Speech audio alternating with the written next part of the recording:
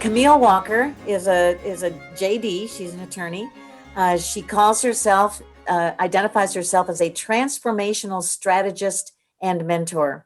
The topic that she'll talk about today is secrets. We all love secrets to remaining upbeat in times of job transition.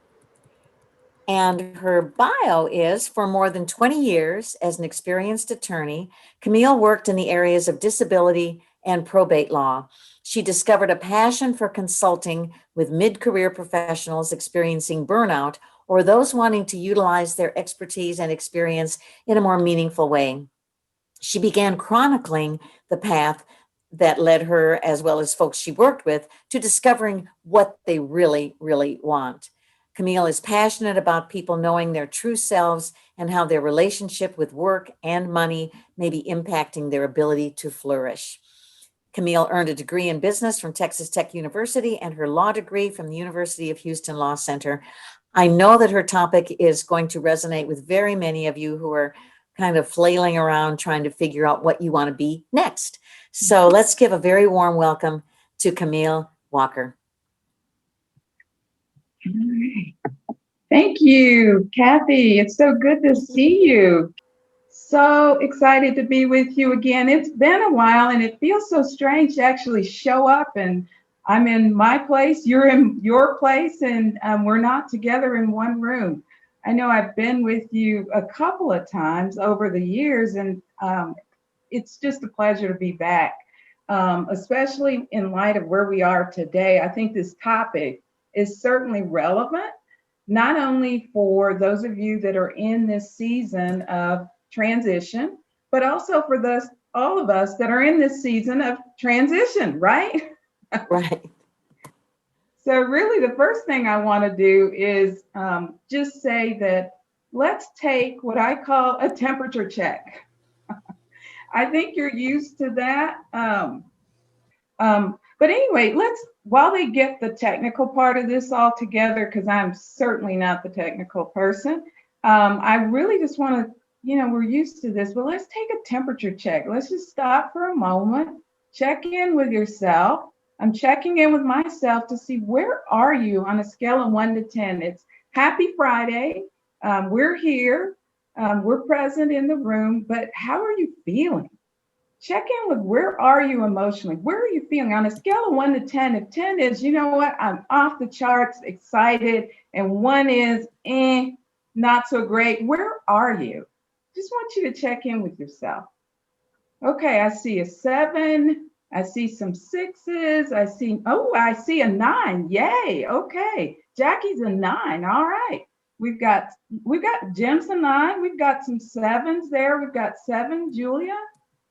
All right. 7. Okay, 6. Here we go. So 3 and 4, we see one of those. Okay. Not an auction here, but I like you to know what's going on in the room and just really check in to see where you start every single day. I mean, that's one of the things I know when I wake up in the morning, like, where am I? Why am I here? And how am I feeling? So that's the first thing I think that's really interesting about a secret to really navigating where you are, as opposed to just navigating the circumstances of life. Now my nerves are back down. I didn't want to tell you where I was. When the technical stuff starts, I go down to a 3. Now I'm back up to a 7. Then here we go. All right. So you checked in with yourself. It's important to know where you start every single day. And so that's the first secret I want to share with you. And what I hope to do today is just really bring you some of the tips and strategies that I've used over the years with my clients that have really been useful in helping to navigate not only your transition with jobs, but a transition concerning really any area of your life. How many of you, and before we get started, let's check in even with transition. How many of you, if you think about it in your life, over the course of your life, I want you to just kind of jot down, and you can do some tallies, how many real memorable transitions you've actually experienced in your life. Use tallies for that. So, and I want to see your numbers, like, is it 5? Is it 10? I'm talking memorable challenges. All right. So, oh, I see 30-ish. Okay. Too many to count, someone says. I see 9s. Okay. So you see that life really has given us a lot of material to work with. So the largest number I see is 30. Do I have anybody over 30? Well, here's what we're going to cover. And so for that question that was asked, thank you for that. We're going to make sense of life changes and transitions. So I'm going to first of all define what they are. But I just wanted to know, first of all, where you were as far as memorable changes in your life. But then I'm going to actually share with you the number one secret to master while navigating your transition. I'm going to give you a 4-step strategy for some practical tools on coping with these really difficult, painful, and confusing times. So let's start off with the definition, because I think that really will answer your question. So William Bridges authored a book, and I've had this book for so many years because my transition started like before I even became an adult, making sense of life's changes. And so when he talks about change, we're talking about any external event or situation that takes place that's really memorable. So we have many changes in our life, but things that are memorable: layoffs, an accident, a death.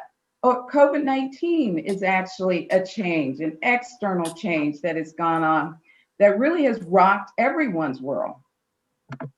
So going back, let's look at transition, the definition. As we talk about transition, we're really talking about the inner psychological process that people go through as they internalize and come to terms with this new situation that's actually a part of their experience now.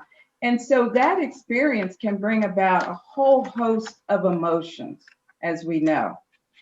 Those emotions can range from things that are elated emotions. You're really happy. Oh my goodness. It could be even a happy occasion like a wedding, or a happy occasion, for instance, a baby being born, or some award that you receive. But the whole point to this is there are always external events or situations that can take place that can really rock our world.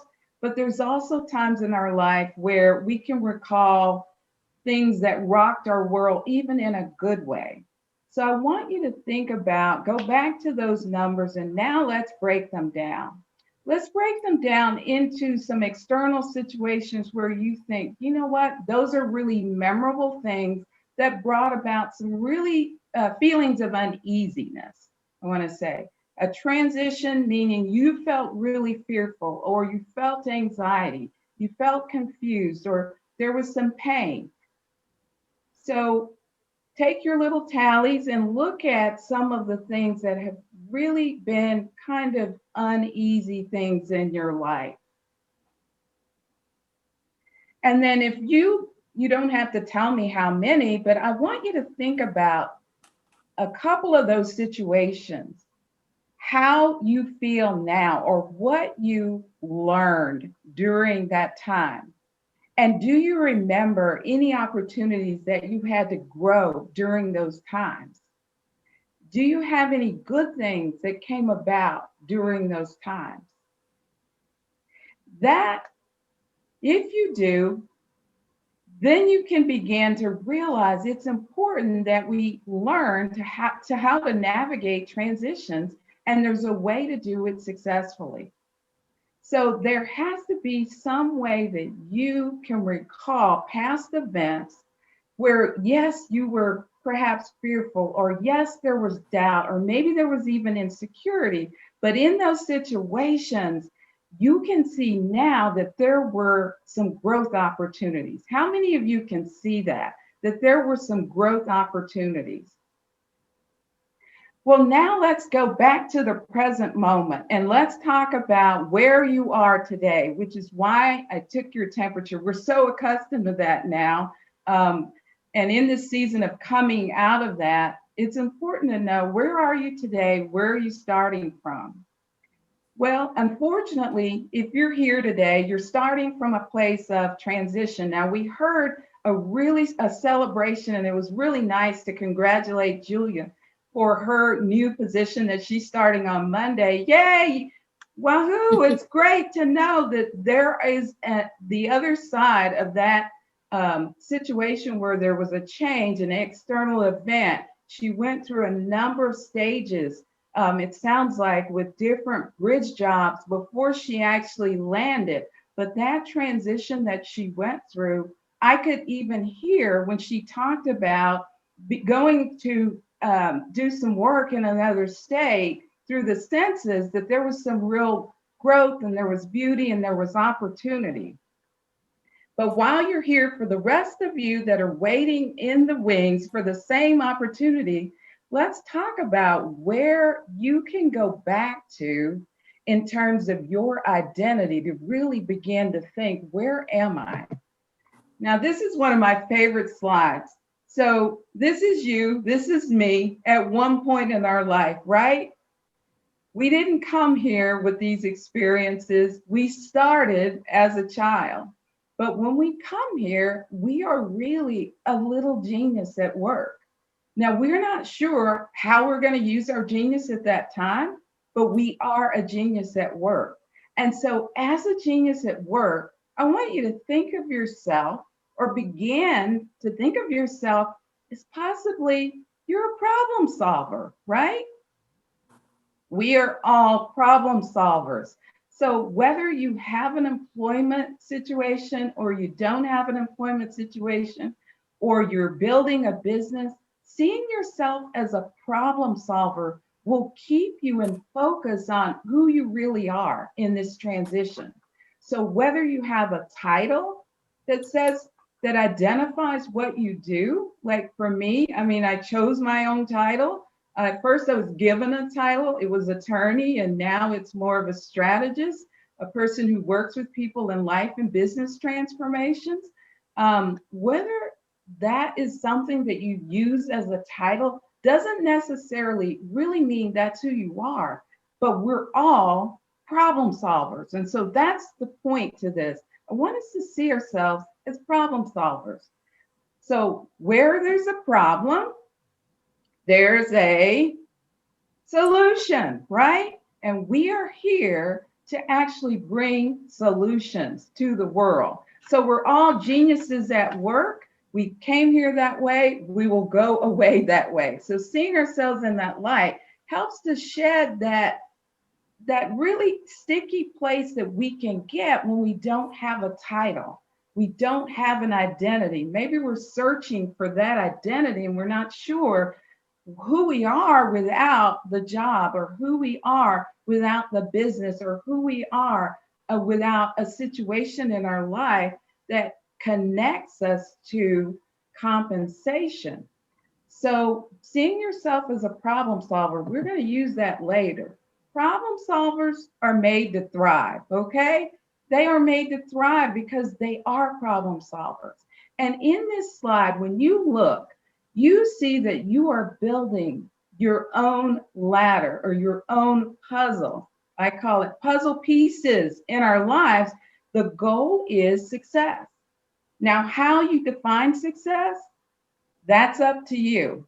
For those of you that are here today, success may mean I have a permanent position where I receive compensation and benefits. For some of you, it may mean I have a contract position where I'm paid well to do a job. For some of you, it could be something else. The whole goal in this is to realize you are responsible for creating and putting together your puzzle pieces but there is support all around, in that someone in the room may connect you to someone else.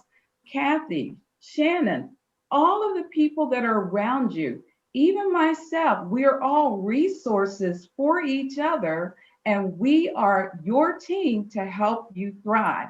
I heard several announcements as I came in from companies that are part of your puzzle piece. They are helping you to build your opportunity for success. But what stops some people from thriving in this process? And when I say some people, it's not an easy process, right? No one is here, or I'm not here to tell you it's easy. I've been through this process myself. I at least counted 10 transitions in my life, really memorable transitions. Starting out when I was a teenager, my dad was an entrepreneur. So he owned a company, and at some point he decided to open another company. And then that company, he decided to actually move into another career. So he was a serial entrepreneur. And so I can remember many times that we were in transition as he continued to grow different opportunities. So, what stops people from thriving?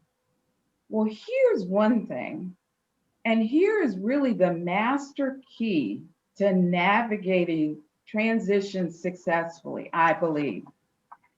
We all have a sense of fear, sometimes anxiety, can be confusing times. William Bridges talks about that in his book. There can be doubt. You can feel lost, right?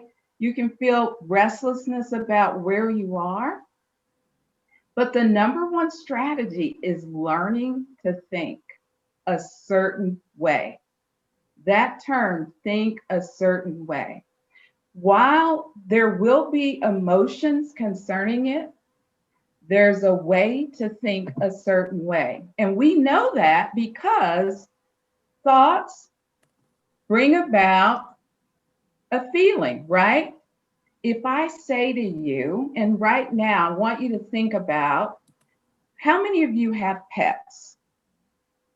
And if you have your favorite pet, I want you to think about your pet. Now, if you don't have a pet, do you have something else that's very near and dear to your heart? It could be a niece or a nephew. It could be something that just really, when you think about it, it makes you really feel good. I want you to tell me how you feel when you think about your favorite pet or a pet you've had in the past. Most people will have, right, some sort of warm and fuzzy feeling about that situation, right? But if you think about some event that's really not pleasant to you, or you dwell on a difficulty or a challenge that you are currently experiencing, or a challenge that just hasn't quite resolved itself, what kind of feelings come to mind? So I want you to think about that, because thoughts bring about a feeling. Feeling drives your action, and action drives your results. So while you're in this season of moving through this change in your life, navigating the transition and how you feel, I want you to really think about your temperature check every day. And sometimes it's several times a day, checking in with yourself emotionally with your thoughts, what I'm thinking. Now, while I've heard this before, and it's so true, while you sometimes have random thoughts, like how many of us have these random thoughts? Like sometimes I think, where did that thought come from?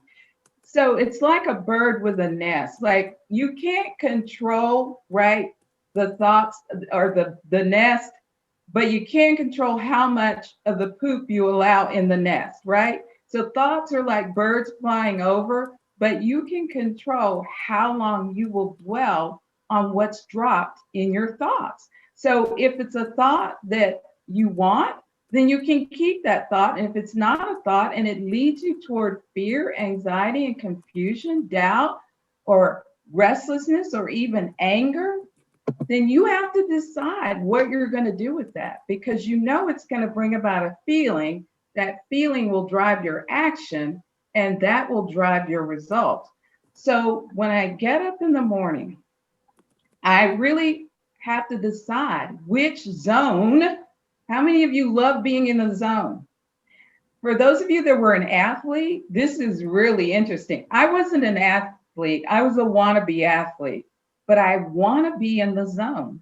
And the zone for where we are, especially in this season that you're in, you can either go to the zone of desperation or the zone of inspiration.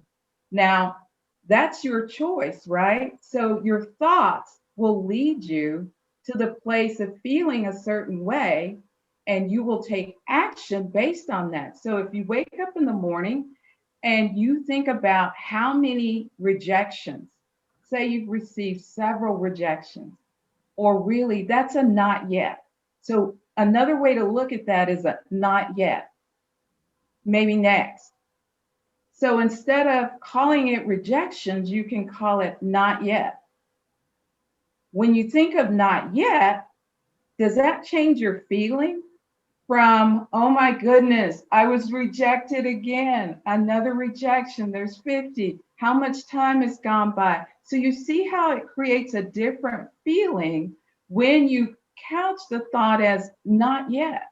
So then you can say, you know what, my action today will be to continue. Now, you got this. I'm telling you, you got this, but you have to really encourage yourself by really thinking about how you think about your thoughts and how you speak your thoughts, because those will bring about the way you go about seeking the action every day that will move you forward in terms of your results. So you are either going toward the zone of desperation or moving toward the zone of inspiration. That's the way it works. To complicate things just a little bit, let me just say, we all have what are our conscious thoughts, right? And that's what I was just talking about. But we also have these thoughts that are memories deep inside of us, stories that we have recorded, right? These stories in our memory. And that's why I ask you, in your memory, are there some memories of transitions you were in where you had a great outcome? In other words, say there was a job loss, or say there was even a loss. It could be a loss of your pet, or it could be a loss of your ability. In some cases, it could be a loss of health or a loss of relationship. You have recorded all of those experiences in your subconscious mind. And those feelings that you have concerning that can really influence you toward the zone of inspiration or the zone of desperation. So you want to be mindful in how you reframe that. That's a word I really want to introduce. Reframe some of the stories that you might be telling yourself in your subconscious mind. So if I went through a very traumatic event growing up, my dad owned a company, and with that company came certain challenges. And that challenge led us through a series of 2 or 3 years of really a hard fought battle regarding the rights of the company.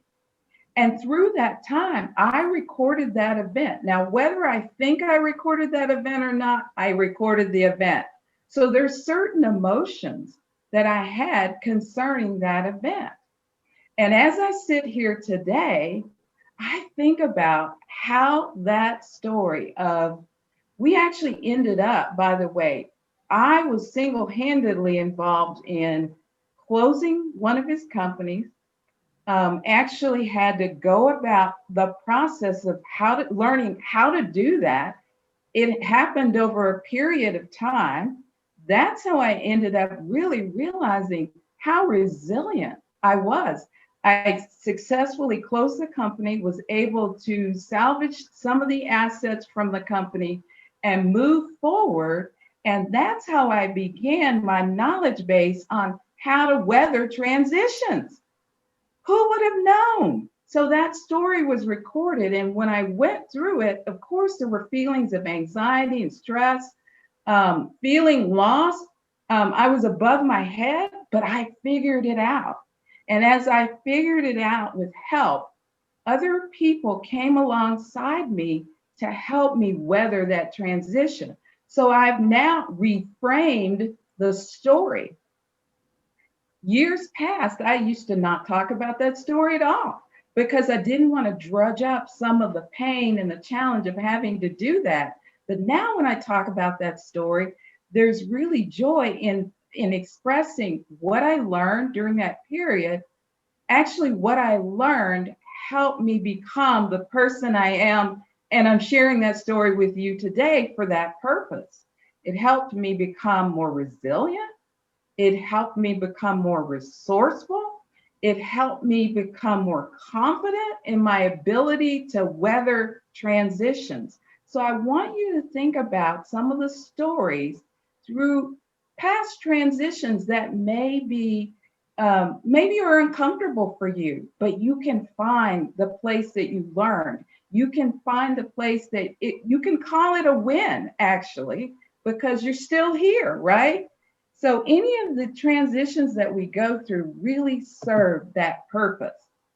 But here are a four-step strategy, a practical 4 steps for coping with transitions.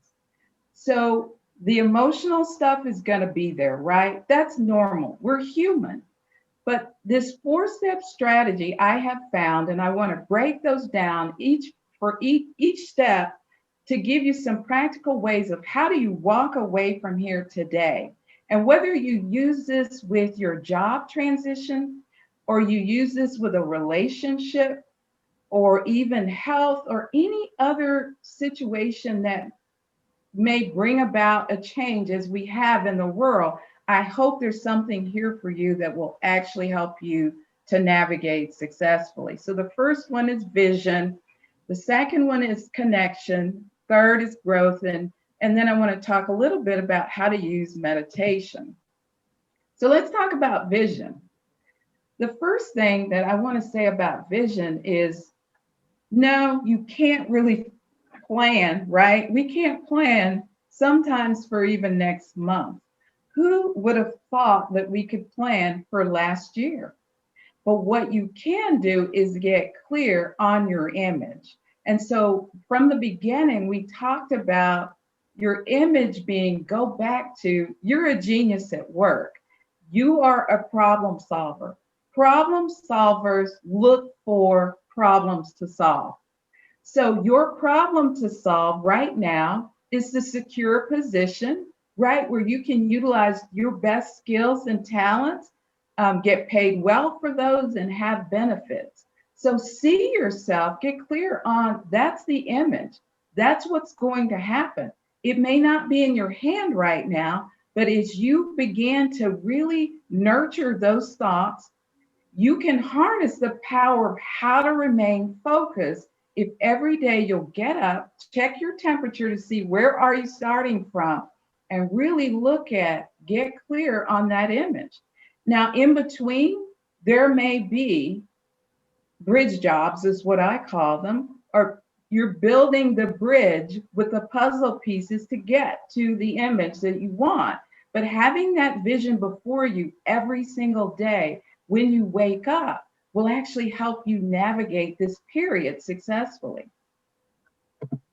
And then the second thing I call is connection. And I'm not talking about connecting with people because you're doing a great job of that. And you have Kathy and you have the club here. It's great. You have resources here. I'm talking about connecting to that brilliant zone of yours. So you're a genius at work, you're a problem solver, but you've got genius inside of you.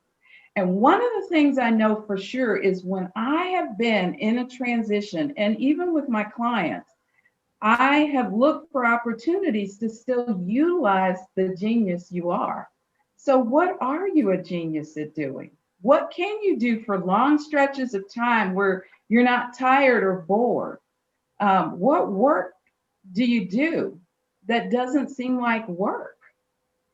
Are there some special projects that you could take on? I also heard that there's a gentleman here that that invited some of you with a certain skill set to work on a project or task. What are you routinely asked to do? Many of us have skills and talents and abilities that perhaps have been underutilized. So using your brilliant zone at this time is priceless, because those gifts that you're carrying inside of you will connect and you become the solution to someone else's problem. While you have a problem seeking a position, you can become the solution to someone else and learn while you're doing it. So connection is very important. So if you're doing that, great. If you're not doing that, find a place, even if it's in a volunteer opportunity or some opportunity that you create yourself. Connecting your brilliance and staying in that zone every single day is absolutely critical to navigating this transition. You know why? Because it will bring about growth. How many of you have had some new skills that you've gained as a result of being in this season? Maybe you've had to reinvent yourself. I keep going back to Julia said she took a class. She took Kathy's class. She has reinvented herself, right? She has updated skills. It's all about the growth. And the growth comes internally as well as externally. So, really nurturing the fact that you are in a growing season and connecting that to reinventing your skill set, getting clear on your image, and really going forth, understanding this is part of the process. Now, I know it's not always easy, but connecting a problem to an opportunity that people are willing to pay for is the goal, right? So when you're looking at your brilliance, there may be choices out there. And those choices may not always be ideal, but they eventually lead you to put your puzzle pieces together in such a way that you will reach success. So, what opportunities do you see every day? So, as you're awakening in the morning, first that temperature check, where am I? Then putting on that hat of I'm a problem solver and I solve this problem using my brilliance, and now focusing on the opportunities. Where are the opportunities? This is where you can set your expectation to actually see opportunities. Opportunities can be all around you. If you're not really setting your I call it your expectation to see opportunities, they may escape you. Many times they'll escape you if you're looking for what you don't have, right?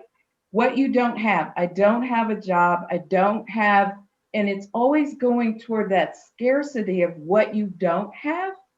Opportunities are, what do you have? You have your abilities. You have your brilliance.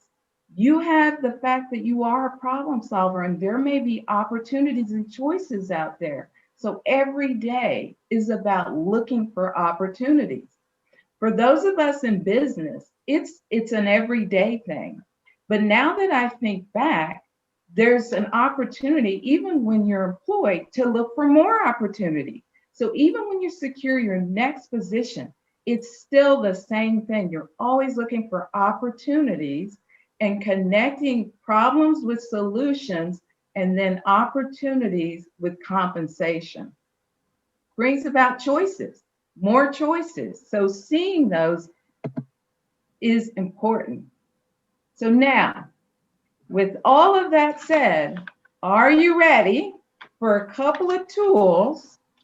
And these are just tools that I have used over the years that have absolutely helped me navigate transitions in a way that I probably would have gone back toward the fear and the anxiety that I was experiencing at the time. Naturally, things are really uncertain, and we live in an uncertain time. But if we count ourselves ready, right?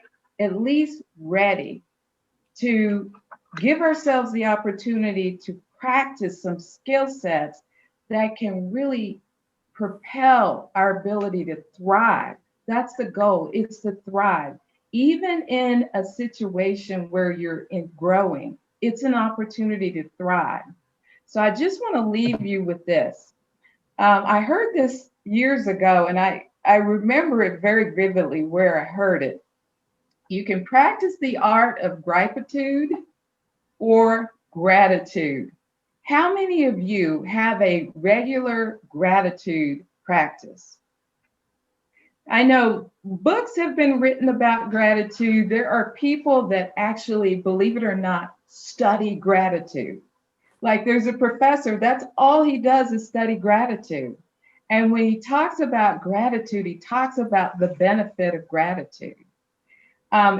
Gratitude, not in the sense as you might know it. I want to give you a practice that I've done for years, not only for myself, but with the hundreds of people that I've gotten to work with that has revolutionized their gratitude practice. So every day, I know that if you have a gratitude practice, you can find things to be grateful for, right? Things like, okay, I woke up, I'm able to have my coffee, the sun's shining. Those are things that are pretty obvious. I want to challenge you just a little bit more to think about the things that are really difficult right now.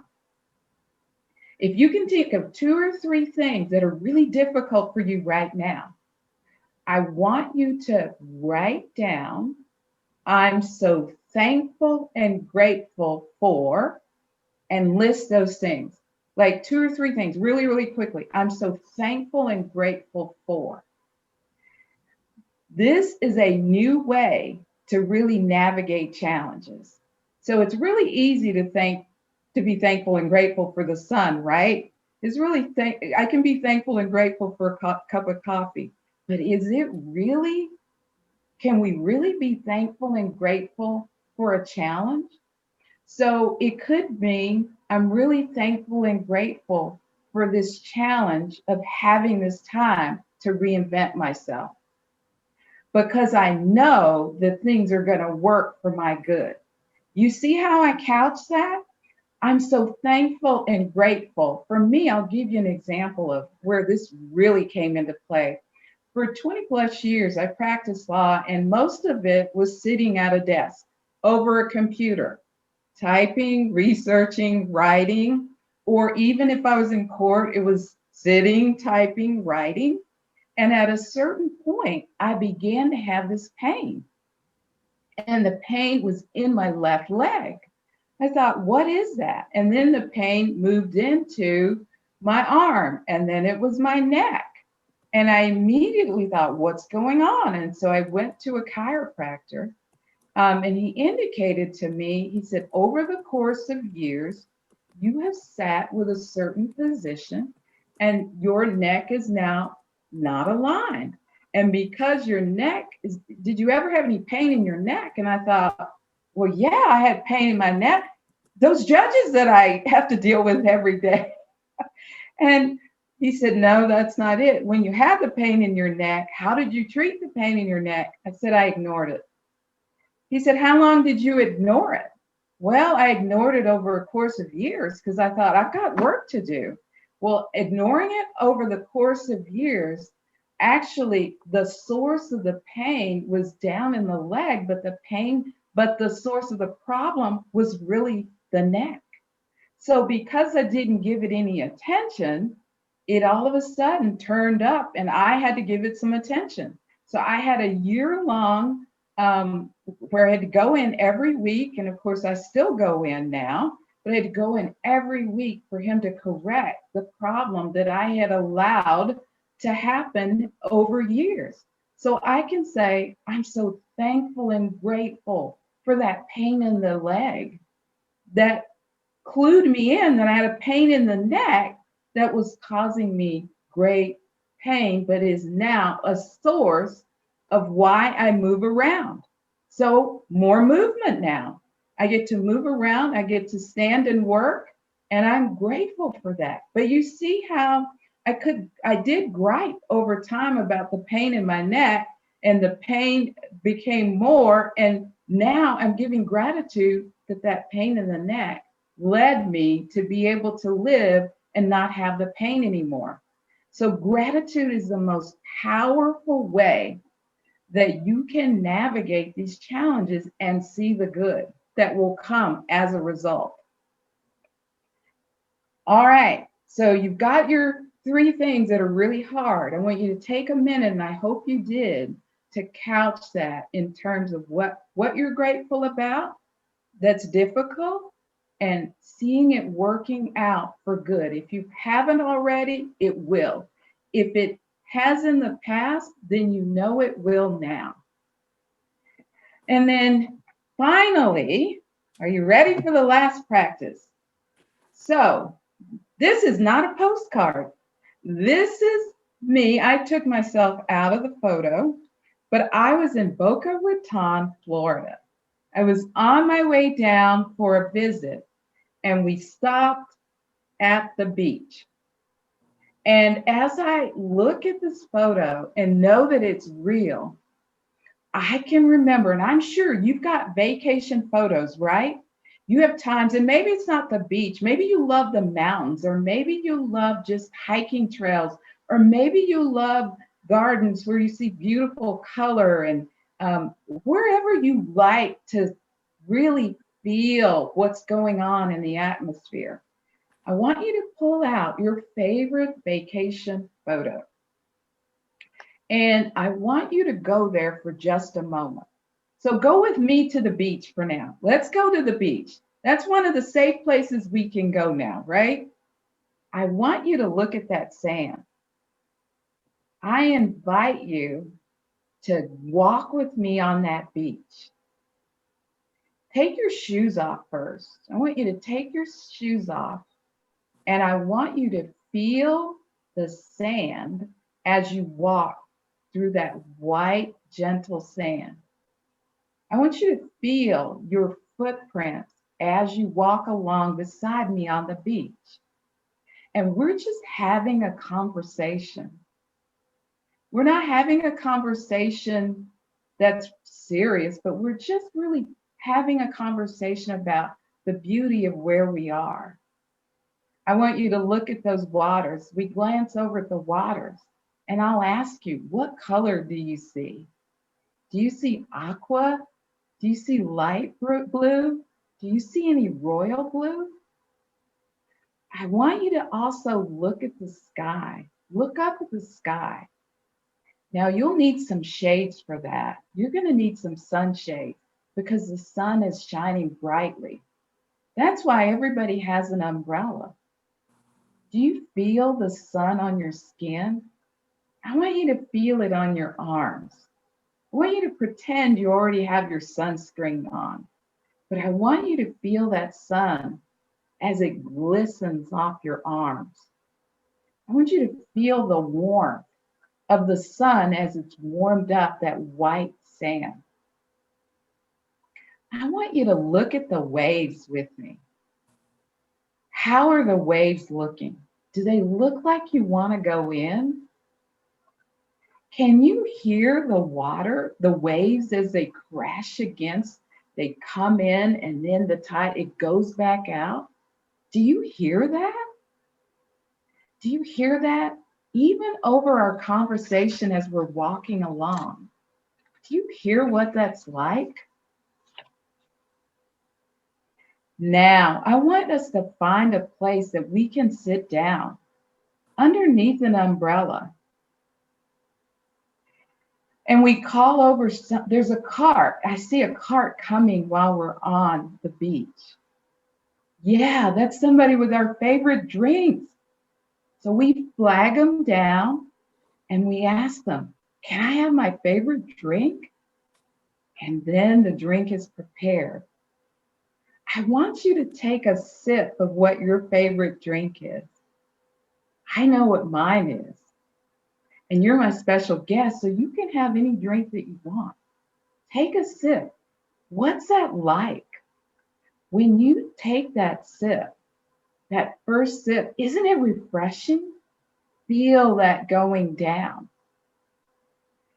Yum. Isn't that wonderful? Now, as we finish our drinks, we're going to put it down and we're going to sit there for a moment until we fall into a nap. And as we fall into that nap, you feel yourself just falling gently into a gentle nap, just enough to refresh you. And as you're refreshing, you wake up and you stretch your arms and you yawn from a good nap, and you realize we're still sitting here in the Launchpad Job Club. How was that experience?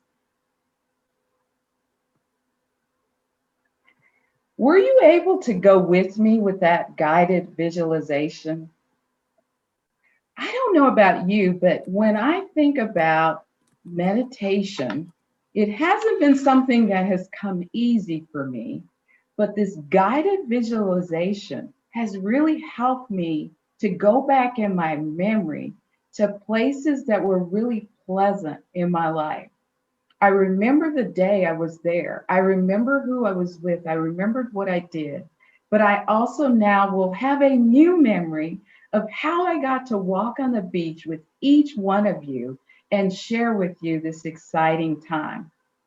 So I really want to thank you for the opportunity to have shared with you today how to navigate successfully the transitions that you're going through in your life. Not making light of any of that, but just tools that you can use throughout whatever you may face in your life that will help you to move to that next level of success.